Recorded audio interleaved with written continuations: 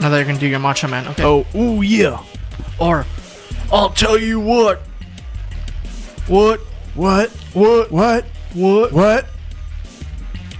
Or, hey baby. I can't do. I'm trying to do my Hey, Dusty. baby. Hey baby. How you doing, baby? How you doing? I'll tell you what, baby. Wrestling, watching from ringside. Is that you? That's me, baby. Live and in living color. Only on KXVS, baby, the voice of Stockton. So people on the Facebook, YouTube, and Periscope land are tune in any way you want to because we are watching from ringside. All day, every day, only on Friday. And maybe Saturday, too. Sometimes on a Sunday, because, you know, they got them special shows. Know what I'm talking about, baby? Stop stealing my gimmick.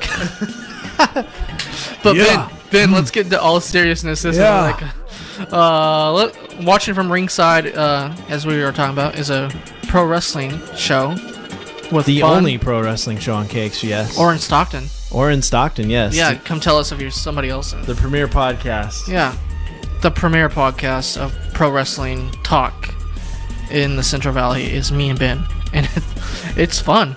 So we talk about the world of wrestling from our perspective and give you the latest going-ons of what's going on in the world of wrestling, right? Yep. WWE, New Japan Pro Wrestling, Ring of Honor. All in NXT. too, Yeah, and All In. which is brand new. Brand spanking new. So we're Could gonna change the face of wrestling as we know it. we're gonna break down all of that throughout. Well, whenever we have a show. So I'll tell you what, Ben. What? What? What? Watching from Ringside Fridays on KXVS, the voice of Stockton. For Ben Sanchez, I'm Dustin Breakbuilding.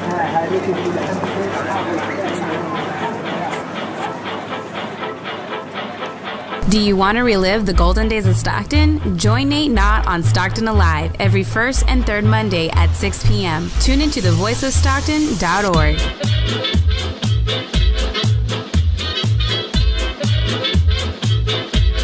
Hello, welcome to Chef Tobias Cooks, here where we have kitchen conversations with professional chefs, cooks, home cooks, bakers, and people that just can't cook. So join us every week for our kitchen conversations and learn a thing or two. And I don't burn nothing in my kitchen. Hi everyone, this is Dr. Julie Dameron, local veterinarian for over 20 years. I am so excited about my new radio show, Tales and Tips, on Tuesday morning at 10 a.m. on Facebook, YouTube, Voice of Stockton, and KXVS Radio. I will discuss relevant issues affecting animals and pet owners today, how to avoid common problems, and how to extend the quality of life for your cherished companions. As a community advocate, I will also discuss important social issues that affect our city. I plan to showcase organizations and heroes who are doing amazing things to help others. Remember to tune in every Tuesday morning at 10, starting soon. KXVS, the voice of Stockton, live. The voice of Stockton at Stone Soup Studio. KXVS.org. The views and opinions expressed in the following program do not necessarily reflect those of KXVS, the voice of Stockton, or its parents, affiliates, management, and staff.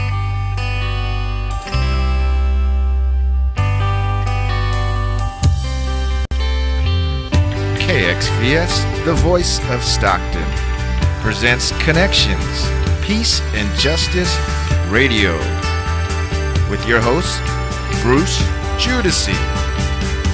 Good evening. This evening on the edition of Peace and Justice Connections, here we are almost into October, which is election season. And this evening we're going to be talking with Diane Burgos Medina, who has been living in Stockton all her life, I believe. Most of it. And a former council person, and is now running in District 5 for City Council this year.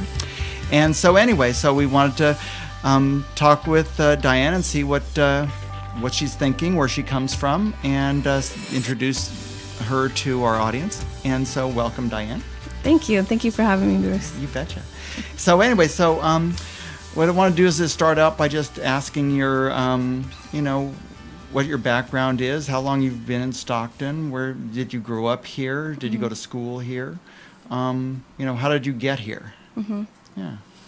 I wasn't born here. I was born in Sonora, California. In Sonora, all right. Yeah, 85% Caucasian, which is funny for me growing up as a Latina. 85%, man. 85%, it's pretty high, yeah. Yeah, it is. There's one other brown family and one black family, and everybody knew who they were, right? Yeah, Sonora. Yeah, I work up in Sonora and in Amador County, and it is a different demographic than Stockton, that's for sure. Mm-hmm. Yeah. Yeah, so I was born there. Yeah. When I was younger, though, my mom, when I was around 6, I would say my mom was working there at the Burger King. Uh-huh. And I think she knew then that she needed to grow to make more opportunities for me. So I remember when I was 10, she went on to work in the gold mine, driving these big old trucks. Yeah. But by the time I hit middle school, she was furthering her education. She had only gone through high school. Mm-hmm. And so she put herself through college. Wow. Working full-time, having 2 kids. And then, as she grew professionally, she knew that she needed to move us this way, I think, for more opportunities, because Sonora is such a small town. Yeah, it is. So I came to Stockton in 7th grade, 6th, 7th grade, around there. Okay. And, I went to school here. I went to Bear Creek High School in Stockton. Mm-hmm. Yeah, we lived on the north side. Great.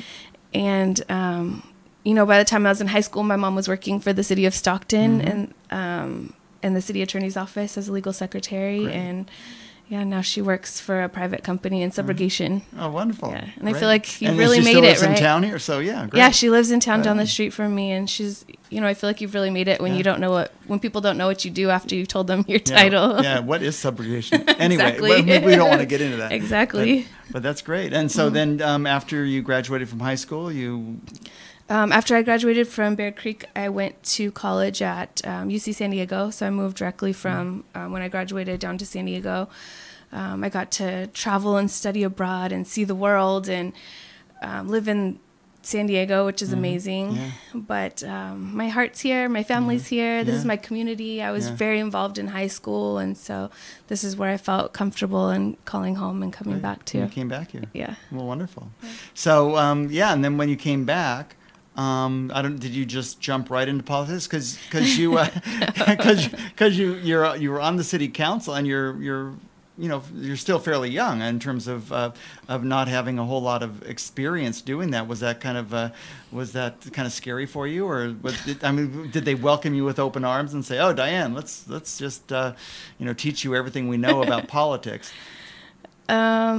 I guess the appeal for me was the community work. Going back to high school, I was involved in a program where they taught high school students about the dangers of using drugs. And then as kind of a younger person, we went peer-to-peer and talking to other high school students and even elementary students. We did community service projects. So one day we did an ice cream social at Mary Graham Hall. Now it's called Mary Graham Children's Shelter. Sure it is. And we did this ice cream social. I spent the whole day with this young girl, learning about her family, about the struggles that she'd been through. Her family had been separated. She'd been taken from her parents. Her older sister had been separated. And we just built this great rapport. I was only in high school. And so at the end of the day, she asked me how old I was. I was like, I'm 17, and she's like, oh, well, when you're 18, can you come back and adopt me? Oh gosh. Jeez, it'd tear your heart out. Oh my gosh. And so I feel like that was the moment I became a social worker without even knowing it. Right. And so I really have always, from then on, probably before then, had a heart for community work. So when I came back to Stockton. So that's what you studied in school, was social work? I studied human development in college for undergrad. And then... that's normally with children, right? Or is it just adults? Human development is really a broad range of, because there's a lot of, there's biology and psychology and sociology, anthropology. I really had a lot of interest in college, and you have a hard time picking one. Sure. But it was a good segue, really, through psychology and sociology into social work. So, when I came back from college, I joined Big Brothers Big Sisters. I became a mentor. And then looking back on my experiences, I decided that that's what I would pursue as social work. It wasn't a given right away, but it's something that I kind of thought about and decided to go towards. So I applied for the master's program out in Stanislaus. So I commuted Okay. Yeah, I was a down to Turlock. Yeah, down to Turlock. Oh my gosh! Yeah, wow. yeah. Wow. But I was working here locally back then. In politics, we call it small business, but I was a waitress. Yeah. And that's a good. You learn people. Yeah, I loved being a waitress as a foodie and also as a people person. It was really great. But during that time in grad school, they teach you about micro practice. So that's individual therapy, psychotherapy. You're sitting on a couch, you're counseling people. But then you're also required to take macro practice, which I had never even considered or thought of or knew about. And that's working more in systems. It's like in community development type of thing? It's communities, it's working in groups, it's working on policies, it's working on laws, and really understanding the connection, because even later on when I would take interns, making that connection for people isn't really innate. It's something you have to really kind of delve through to see how does this policy affect communities. And I think that's also a flaw in policy making, is a lot of those folks don't have the actual experience working on the ground, and what effect does that have on people. Yeah, I mean, if it would be nice if more people in political positions had that sort of perspective, if they actually looked at the policies they're enacting, and rather using reacting to them based on their prejudices or what little information they know, they should try to fit it into a larger context. Yeah. So that really sparked an interest in me in college. Sure. And towards the end of my first year, I met Susan Eggman, actually waiting on her table, and introduced myself. And at that time, I'd started thinking about policy making. Was she on the council then, or? She was my council member back then. So I introduced myself. I asked if she'd be willing to have a summer intern, because I was on the track to work with children and child welfare. But what I did on the summer was kind of my own time. So I asked about a summer internship, and she agreed. And so I got to work in her office on different policies around, like trash cleanup, and back then there was a task force. What year would that have been, do you think? It was 2009. Okay. Summer 2009. It's like 9 years ago. Okay. Yeah. Okay. So, I got to sit in on back then the state was pushing the 10-year plan to end homelessness. So there were, we've always been working on policies to try to help with homelessness. Right. So she had a big group of community folks together. And in together. your district, I mean, that's where the homeless shelter is, and that's where St. Mary's is. A lot of the city services are right there. Services are right there. The welfare office, everything, right.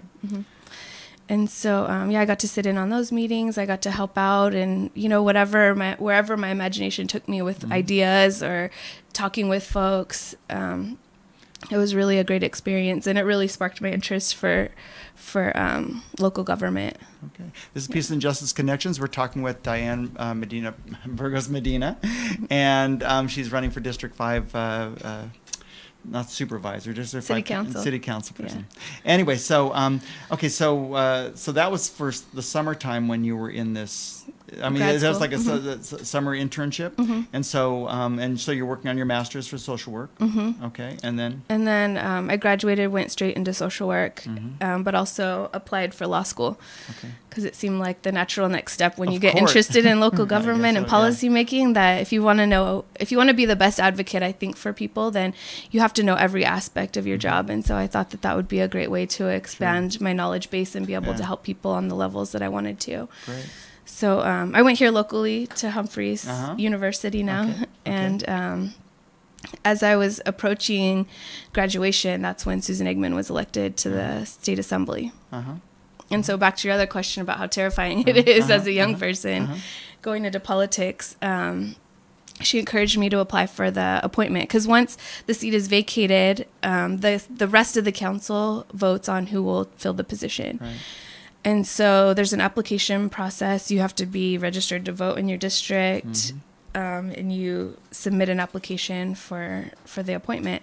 Right. And then you're interviewed in public. Yeah. So you're standing at the dais all by yourself, or at the podium, all by yourself. Yeah. And you're getting questions from each council member and follow-up questions. And, you're up against... I was up against 11 other very committed, community members that would be good. 11 others, man. 11 others. That's right. And so, so I answered all these questions. I was 29 at the time, I think, 28 or 29 at the time. Man, it's pretty rough. Yeah, so you study up on all things city, and you kind of work through what your positions are on things, and you just, show your heart for the community. And I think they saw that and they felt that from me. Yeah. So, and then you got on. Yes. Yeah. I was appointed then. Well, you're appointed. And so that was for a 2-year term. To fill the rest of Susan Igman's term when she left. Okay, good. So what did you learn when you were on the council? I mean, let's see, so when it was like 2010, 2011, now was that like right in? I finished law school 2013. That's the year I was appointed. Okay. So 2013, 2014, I served on the council. Okay. So was that... So the bankruptcy and all of the financial disaster was pretty much like 2010, 2011? It was right before I got on. We were coming out of bankruptcy when I was on the council. Okay. So you had to still deal with the stepping lightly and not spending very much money and making certain that the bills were, real tight. Yeah, the court was looking at every asset we had, every decision we made, with a fine-tooth comb, making sure that we made the right decisions and that, we settled all of our debts with our creditors, and that we had a long-range financial plan so that, we'd be on a path to fiscal solvency in the future, not just then from bankruptcy, so we didn't end up, back in the same situation. Right. So you have a master's in social work and a law degree. Mm-hmm. Okay. That's right. Wonderful. That's a great background for being on any sort of political. And I didn't know it at the time, but they have programs where you get both those degrees at the same time. So it must not be like it's just a me thing. It must be a thing. Well, yeah. And you would hope so. You would hope people who are making laws really understand their impact on people. Yeah. So anyway, so you were on the board. You were on the council when. Anthony Silva was mayor. That's right. Yeah. And so that was quite a dynamic, I'm sure. I mean, the thing is it seemed that that council succeeded. I wouldn't say because of Mayor Silva, but in spite of Mayor Silva. I think everybody. It was a pretty good group that was able to pull together and put things to do that work because it was difficult. So in your 2 years, what can you point to things that you wanted to do or that you're proud of that happened, or that in terms of your connection with your constituents that in that period? Yeah, I learned a lot about city government and what can be done and how to do it. Collaboration, I think, is one of the biggest takeaways that I had from there, is because you really have to work with your colleagues on the council and city staff. So having those relationships, I think, is super important, because you don't do the work as the council member. You're not the one, working day in, day out. You're paid part-time. You show up to meetings.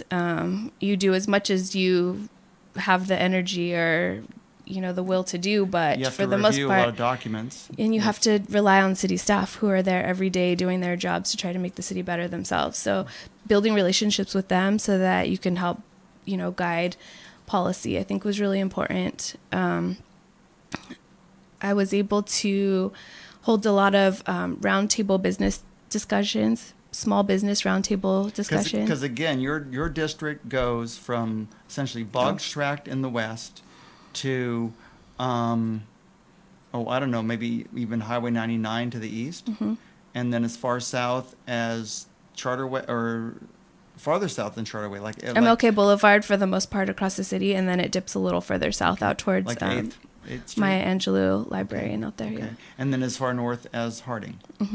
So it's right downtown. It was like what you would call, I think everybody would call downtown Stockton. Yeah, definitely. The part of town that the folks are always talking about developing, are saying, it's a architectural, wonder. Or if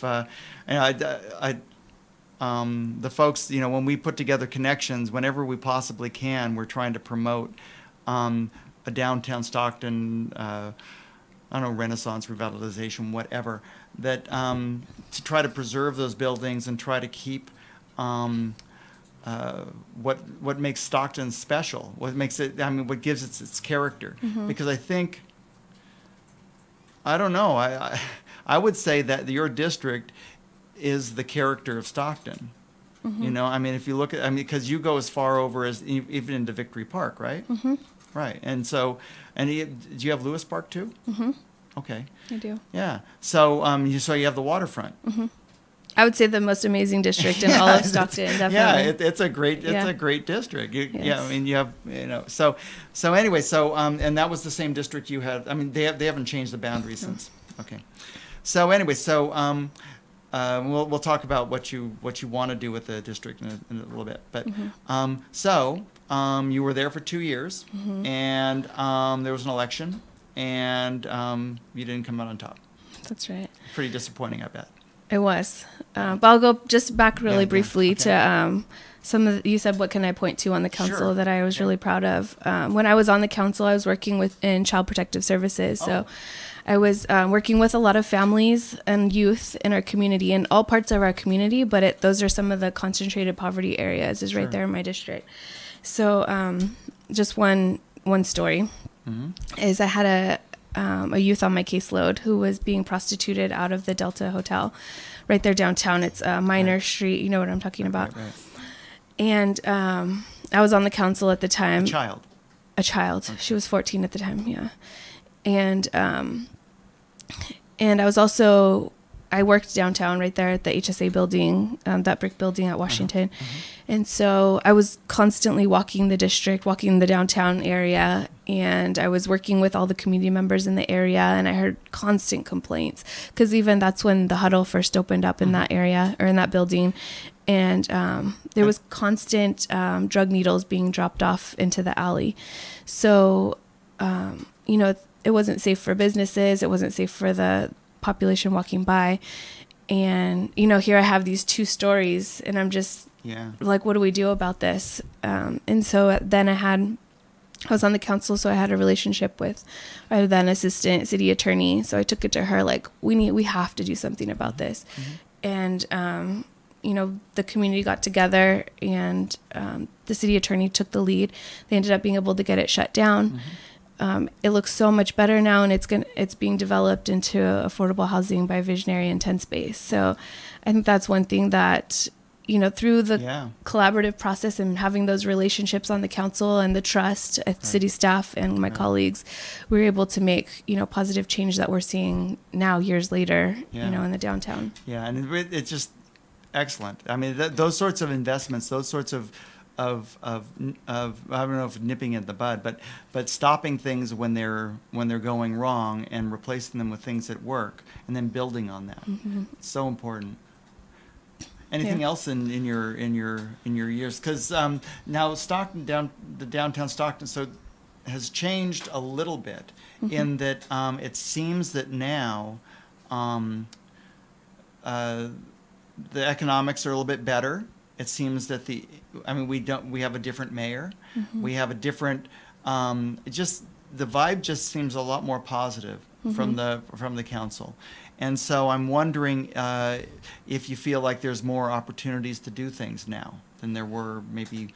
Well, I mean, there's always opportunities. I think it was just the early phases of the opportunity. Yeah. So we started a youth mixer back when I was on council that I think started bringing young people to the downtown. And now there's a ton to do in downtown. There's a lot of new businesses opening up. Yeah. Right. And so I think, you know, you don't always see it early on, but those were the catalysts that brought us to where we are. Yeah. And the things you're working on, you'll be working on going forward. You won't see those will come to fruition in 6, 7, 8 years as well. Right. So excellent. So now we are in 2018. What would you and you're looking around your district, and it is quite a diverse district. I mean, it's not like a little suburb or something. It is like downtown nitty-gritty stuff. I mean, it's the most urban part of Stockton. And so there are challenges there. What do you think are the most important challenges, or the ones that you would like to tackle first? And then, what would be your game plan? What do you think can be done now? I want to go back one more time. Just to, no. It would be, yeah, fine. You asked about the heartbreak of the loss of the election. Oh, yes. So I put a lot of heart and soul into that election and meeting with people and doing community work and starting projects. And so it was definitely a heartbreak. I actually was the top vote getter in the primary. And then in the general, I was the top vote getter in my district. But back then, the whole city got to weigh in on who represented us. And so that's how I ended up losing. I see. In the general. Okay. And so, other cities were getting sued for the way that we were doing it. So we took a proactive step in 2016 to do district only, primary and general. Right. And so if those laws had been in place back then I wouldn't have lost the seat. Well, yeah, and I'm sure you know the whole history of the district. Oh, yeah. The district voting in Stockton. Well. Yeah, and it's just it's just so much more expensive to run a citywide campaign than it is to run a district campaign. Yeah. And you really do lose. I mean, I know that that the council, every decision the council make has an impact on the whole city, but that doesn't mean that the district's voice should be lost by being diluted by all these votes from outside the district. So it's good that it's gone back to a district only vote, and that would speak well to your chances for this time because that's what happened last time. As long as and hopefully people remember you, I would think. And so and you're getting out probably door to door and talking with folks and going to the typical the gatherings that people go to. And so what are you hearing from your constituents in terms of or from your future constituents if you were to get elected? What are you hearing from them in terms of their concerns? When I'm knocking on doors and talking to folks in the community, I hear over and over problems with homeless folks in people's neighborhoods, a lot of trash and dumping, safety, so not just like burglaries and crime and those kinds of crimes, but also speeding, blight, like abandoned cars, dumping, like there was a sofa in the middle of a street in one of the East Side neighborhoods that had been there for weeks. And just things like that. I mean, it really it messes with people's quality of life and don't feel like their neighborhoods are being taken care of. And those are the kinds of things I want to work on as we're canvassing. We're taking really thorough notes on all of the neighbors that we talk to so that if I'm elected, I would like to go back. I was telling you this already. I want to go back neighborhood by neighborhood and address those concerns. Yeah, because you're talking about dealing with issues on a community-by-community basis. And so looking at each, because Boggs Tract is different than the space out there by Maya Angelou, is different than the Magnolia District, is different from Victory Park. And different from Lewis Park. They're just all different populations of folks. But each of those communities, and more, just mentioning a few, but, they all have leaders and they have folks who care about their neighborhoods and folks who have ideas as to how they can get things done. Because they know the district, better than anybody, really. Yeah. And so getting that information to you so that you can get it to the council, so you can get it to the city, and then, generate some policy discussions. Exactly. That's great. Yeah. Diane Medina Burgos Medina, Burgos Medina, is running for District 5 City Council seat. And we're talking about, right now, we're going to be talking about what she thinks can be done in her district in the context of where we are, where Stockton is as a city. The council seems to be a lot more forward. I was talking with Eric Parfrey a couple shows ago about how he's just so encouraged about where the city council is now compared to where it was the last time they were dealing with the general plan. And so that's going to be a big thing that you're going to be looking at is the general plan. And so I don't know to what extent you've looked at what what's been presented. What Eric is concerned about is development north of 8 Mile Road, and I know that's nowhere near District 5, but it's an issue that that you'll be tackling, and so the concern that he was bringing up was that if you make an exception for this area that setting aside space for a Cal State University or a big Tesla plant or something like that up there north of 8 Mile, and you sort of carve out this exception, the exception sort of becomes the rule, and you end up developing up there, and then that's how sprawl happens. And then we're in Lodi. Yeah. then we're in Lodi. And I mean, not if they have anything to say about it. Well, right. But the thing is that the spheres of influence, I think, is Stockton's to deal with. And so, anyway, I don't know where you, if you've thought about that issue, but I think it will be something that'll come up, in the next year for the council to approve. So what do you think about the general plan? What do you think about development in general? I do like the direction that we're going with the general plan. I think it's all about infill, focusing on downtown, which is the heart of my district. Right. Bike paths, things like that. I think all the sprawl is what got us into a lot of our budgetary problems that led to bankruptcy, or part of the reasons. And so stretching services kind of thin, and and so on council, I would be 100% advocate for downtown, for infill, for affordable housing, for market rate housing in downtown. That's my focus, and pushing on that for the general plan as well. Yeah, there's some just noticing, I'm just putting together connections for this next issue, and we always put in stuff about the propositions, and the first two propositions this on the ballot this time is a something on housing, like $4 billion bond, and then the next one is like a homeless bond for probably some, I don't know, it's $1 or $2 billion, but it's borrowing, which I'm never really all that horribly thrilled with, but it is funds that go towards housing, which is up where I work in Amador and Tuolumne County. It's just a crisis, and down here it's a crisis in terms of affordable housing. And it sounds like you're having when you're talking to constituents, they're talking about the issue of homelessness. So what do you? I'm sure the city of Stockton will have a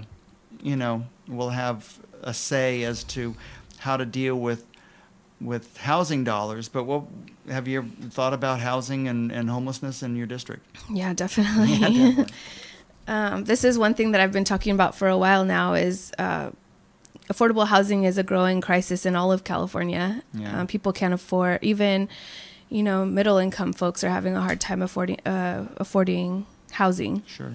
I work in the emergency room at St. Joseph's now, so a lot of people come there for their primary care. A lot of people just go there when they don't know what to do. Sure. So I talk to a lot of folks that are having housing or in a housing crisis of some sort, like maybe between housing or can't figure out, how to come up with the funds to get into housing.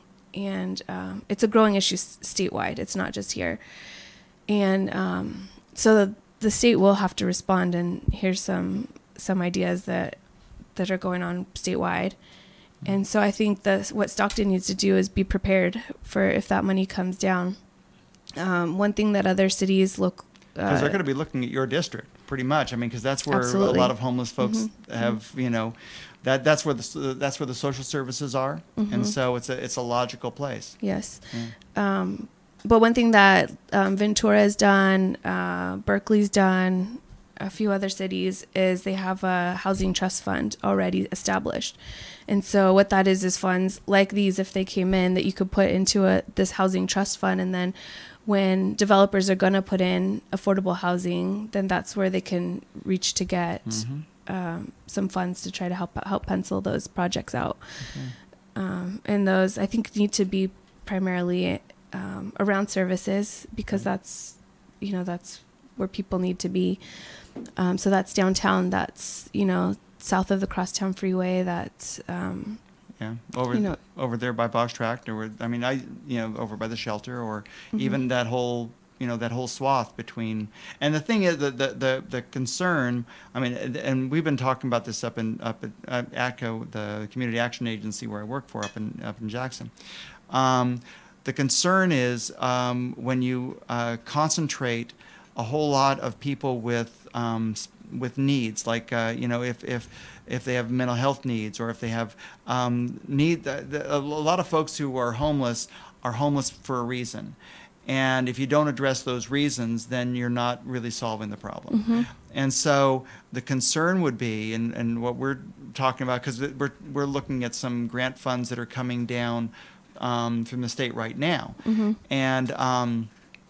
And so we're talking about, how to house people in not in huge areas, so Mm-hmm. that you sort of create a problem, Mm-hmm. in terms of having, something more than 10 or 12 people in a certain site, and then you end up having, critical mass for insurrection or something. Mm-hmm. People who get, a lot of folks need their space. Mm-hmm. And so, but I'm thinking that, in District 5, there is that space. I mean, there's space where it doesn't have to be only District 5's burden. Right. But And I think an important way to look at it is having a mixed population. Mm-hmm. You don't want a high population of any concentrated group, but Right. you have housing that's meant to be market rate and affordable, having a mixture, but cool and looks Right.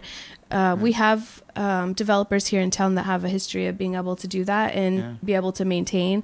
And if you drive by their projects 10 years later, they look brand new. Right. So I think, leaning and I think on, they're in your district too. Yeah. Right? Yeah. yeah. So leaning on those developers that have that expertise to be able to keep the integrity and the quality of the neighborhoods while being able to house folks of different backgrounds.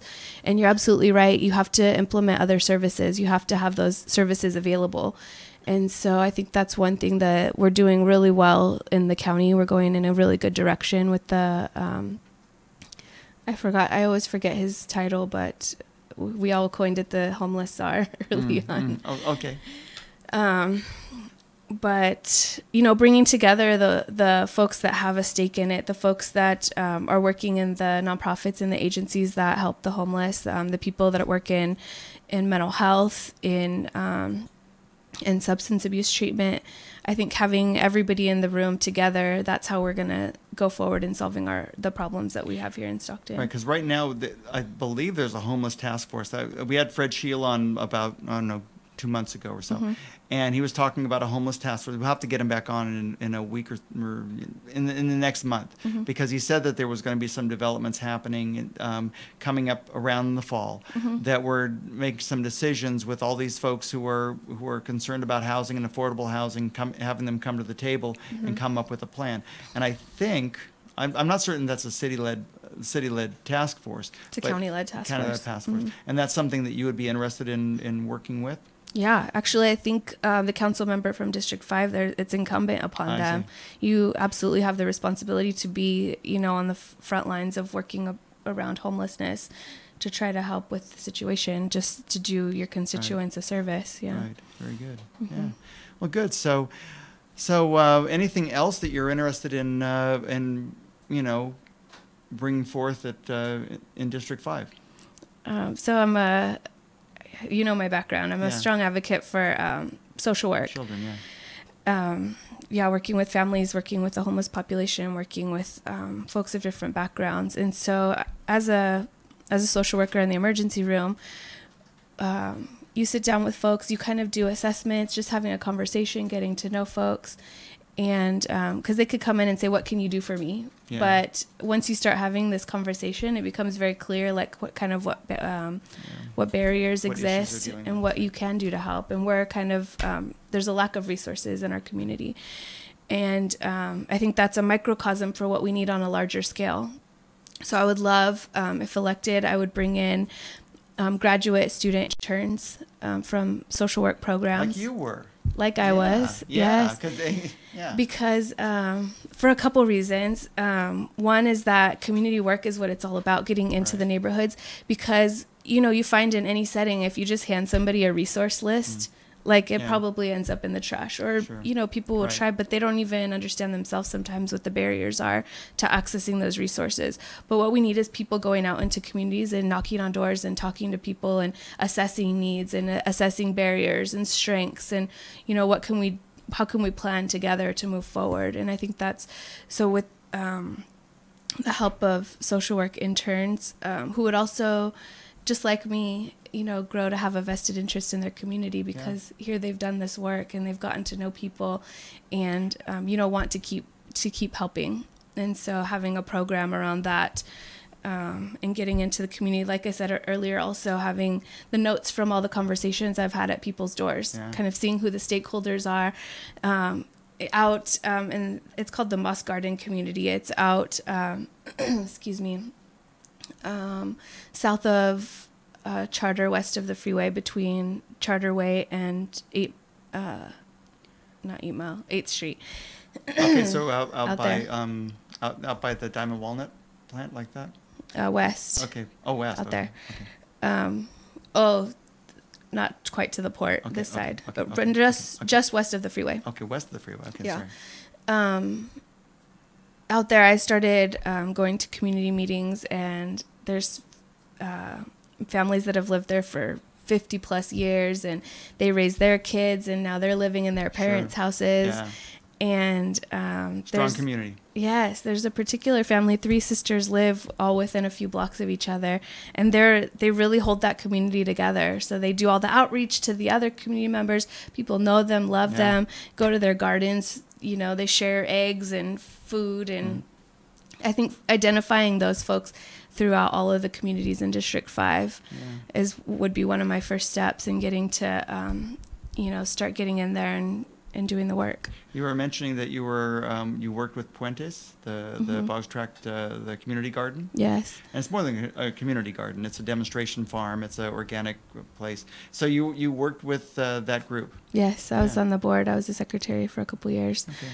And that's a community garden type of project that could be replicated. And I guess there are, this a long time ago, the city sponsored community gardens, throughout the city. And I don't know to what extent the city is still doing that, or if that's it. It seemed like it's a very it's a great way to do a lot of things. Not only grow good local food, but also build community and to teach people. Sometimes when you're growing stuff, you have to use your brain a little bit, because you have to figure out how much water, how much fertilizer, how many seeds, how many a lot of different math stuff that you normally, and it's good for to get kids out and to see where their food comes from. So would you be are you interested in that type of outreach, or that sort of garden setup? And because it used to be in community centers. And so when I was on the council is when I really grew to know more about the food desert areas in Stockton. When I moved back to Stockton from college, I don't know what happened, but I was never a fan of the kind of the more tract homes, the cookie cutter houses, some people call them. So when I moved back, I just fell in love with the Victory Park area. I love, those homes have character. the houses are so unique, so much character. And so I got to know more and more of Stockton, not just the northern part, but I grew to love, the area of the rest of Stockton, Central, South Stockton. And got to know more about the food desert situation and Puentes. It was already in existence when I joined, but it was definitely a cause that I wanted to help further.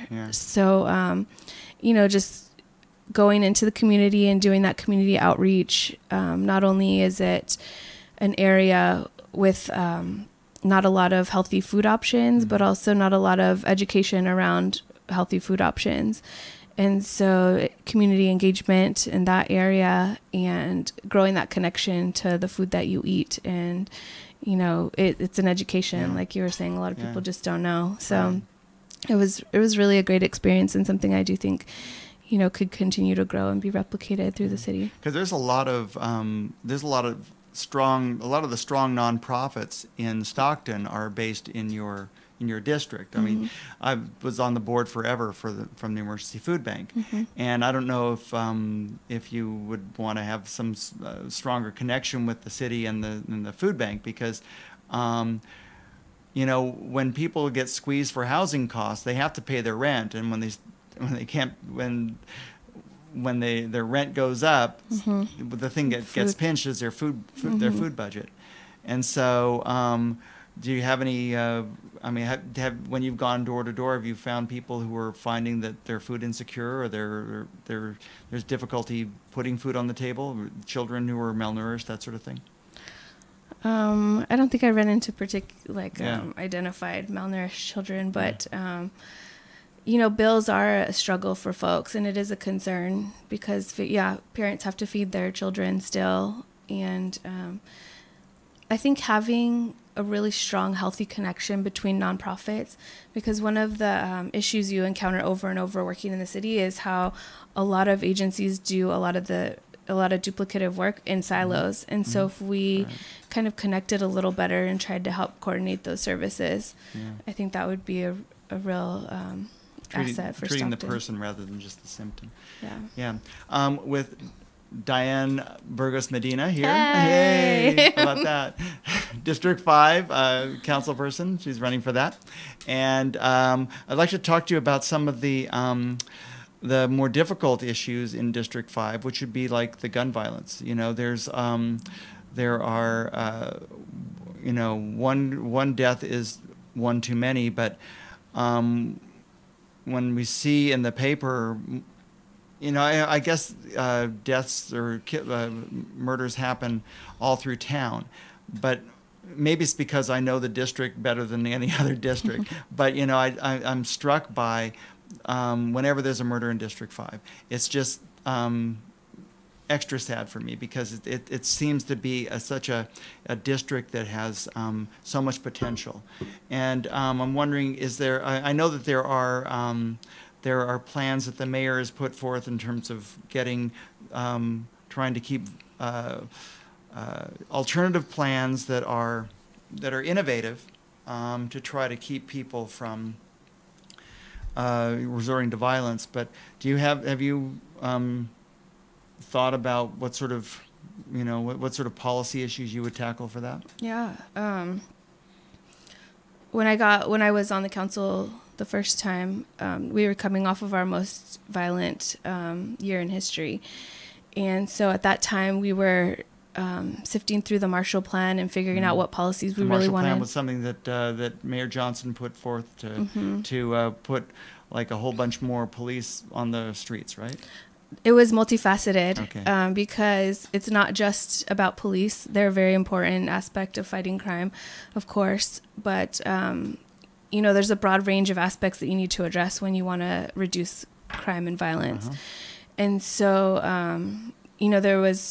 we brought in a consultant. There was a lot of research done on our specific kinds of crime, and then a plan came forth out of that. And it's not just adding cops to the streets, although that was huge because of the Measure A, I guess it was so the recommended number of police per capita was way higher than what we had here in Stockton, and so that's they sort of part reached of the that magic number, I think, last year or something, 400 some odd. Yeah, we're still below the recommended level, but we are significantly higher than we were back 2013, 2014, 2012, and when the city was bankrupt. Right. So, so right. now that was an important component of the whole thing. So now that the maybe moving towards the base level of police, but that means there's other services, or there's other other aspects to it, like the Office of Violence Prevention was put in place because we wanted to make sure that things were institutionalized, because in the past there had been cycles of crime where they were able to address it would be reduced, and then everybody kind of forgot, and then it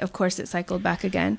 And so one of the things I'd really like to do is, through the Office of Violence Prevention, is create a giant mentorship program through the city. Like I mentioned earlier, I was a big sister. I was a mentor for a young girl. She was in 7th grade when I was matched with her, and she's graduated UCLA now and going to Northridge to become a teacher, and I'm super proud of her. And although I don't take credit for what she did, I know that mentorship, plays a role in having somebody there to support you and back you through all that. So especially young girls, we're 14, 15, when that formative age when they can go one way or another.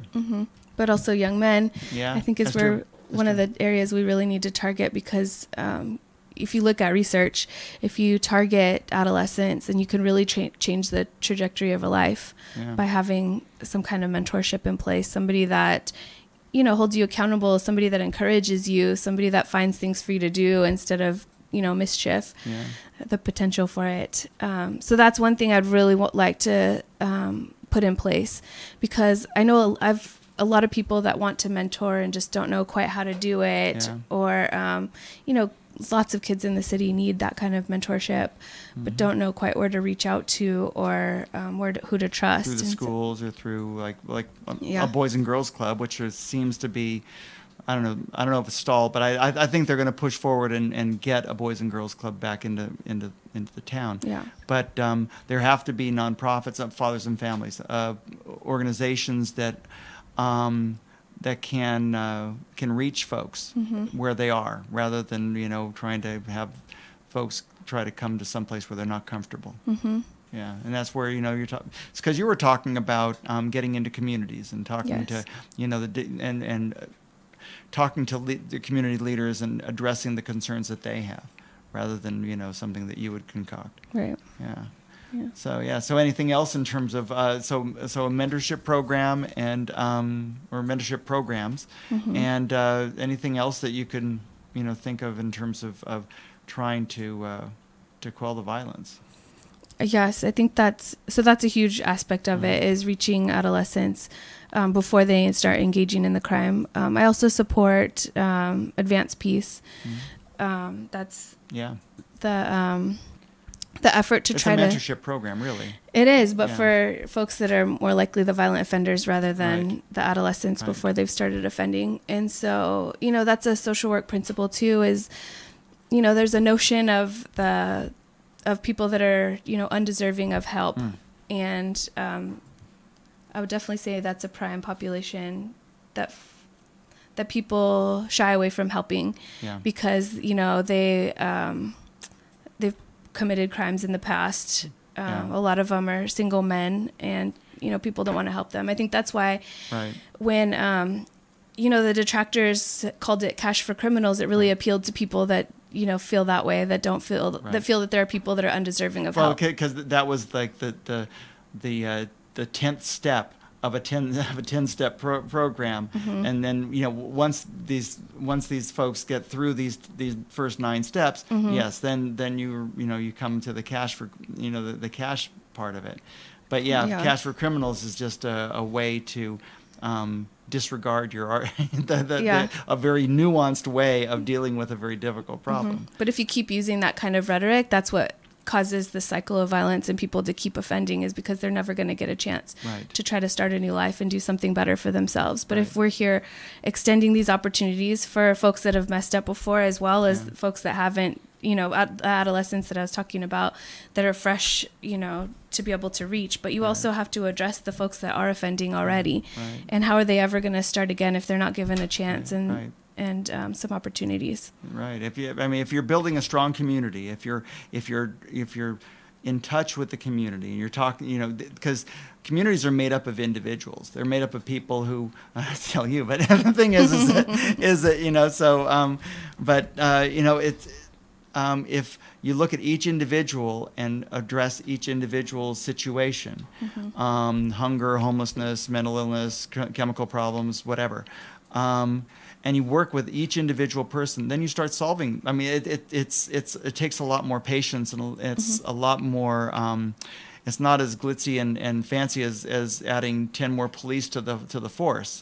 But that's an important aspect. Although that's an important aspect, but still, the thing is, it's not the end point. It's not the floggings will continue until morale improves type of thing. You know, I mean, you, Yes, exactly. you have to, cut people a break and make and believe in people, and that's how people change. I mean, you've seen that with folks you've mentored. That's what I was going to say. And your in my work, situation too. Yeah. That's what I was going to say. I see it every single day. If you sit there and build that relationship with them and identify those barriers and what are their strengths. I've gotten people housed. I've gotten people into substance abuse programs. I've seen families reunited. I've seen people battle addiction and win. Yeah. And so I know it can be done, and I know how it's done. It's not easy. It's not handing a resource list. And it's not just a one-time thing either. Because the thing is that, you have a success that one day, but that doesn't mean you just turn around and go someplace else, because that person's going to need support.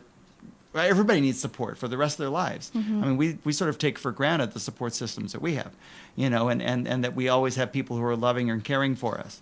And that's not the case for not a lot everybody of folks. has that. Not everybody has that. And it's one of the most major indicators for how successful people are. Yeah, whether they have that support system, right? Well, when people come out of prison, I mean, they say, well, gee, that didn't help them at all. I mean, they just go right back to, they go right back, because where else, where do we put them? And they're being told that they don't deserve help and that they're criminals. And so, what are we forcing them to do? That's right. Yeah, the thing they know.